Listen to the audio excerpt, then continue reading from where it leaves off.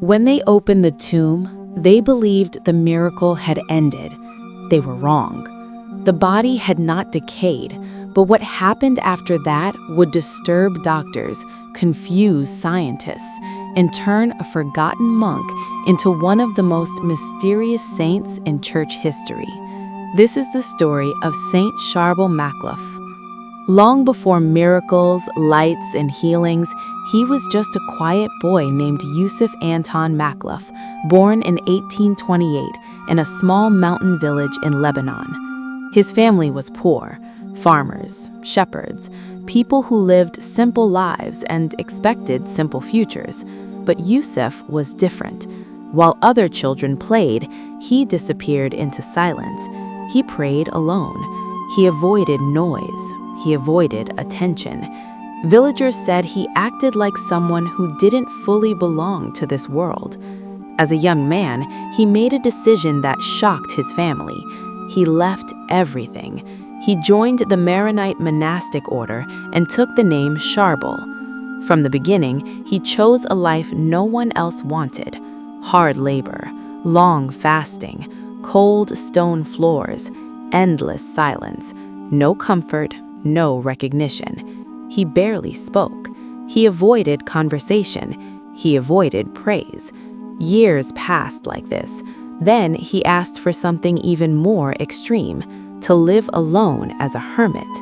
He was granted permission and moved into a stone cell near the monastery of Anaya. No warmth, no luxury, sparse food, brutal winters, isolation. For over 20 years, he lived in near total silence. People who saw him said something strange.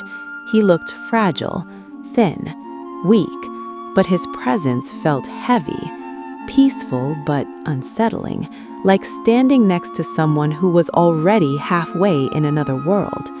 In 1898, while celebrating Mass, Charbel collapsed at the altar. He died shortly after, still whispering prayers. No crowds came, no miracles followed, no one spoke his name. He was buried quietly, forgotten, hidden beneath cold stone. Then the light appeared. Months later, villagers began seeing a glow rising from the cemetery, night after night, always from the same grave. Not candles, not torches, not fire, a steady, unnatural light. At first, people dismissed it. Then fear spread. Curiosity followed. Monks investigated. When the grave was opened, they found his body, undecayed, soft skin, flexible joints, peaceful face. But that wasn't the most disturbing part. His body was soaked in a strange fluid, a mixture of blood and sweat-like liquid. It filled the coffin. It spilled onto the ground. They cleaned the body, dried it, reburied it. Days later, the liquid returned. They sealed the coffin again. It returned again. For decades, Saint Charbel's body continued to exude this fluid. No embalming, no chemicals, no preservatives. Doctors examined it. Church officials documented it.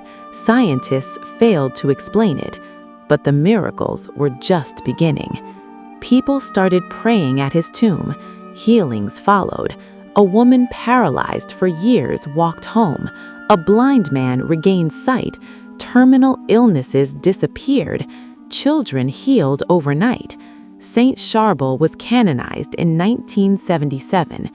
Today, his shrine in Anaya draws millions: Christians, Muslims, people of other faiths, people with no faith. Some come seeking healing. Some come seeking peace. Some come seeking answers. Many leave healed. Others leave changed. But the most unsettling part of his story is this: Charbel never wanted to be known. He ran from attention. He fled recognition. He disappeared into silence. He lived hidden. And yet, after death, the world could not ignore him.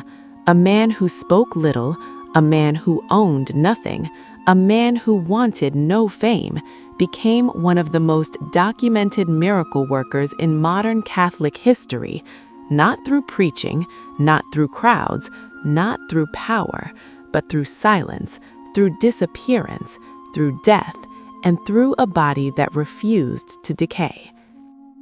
If this story moved you, stay with the channel. There are many saints whose lives were hidden in silence until heaven decided it was time for the world to listen.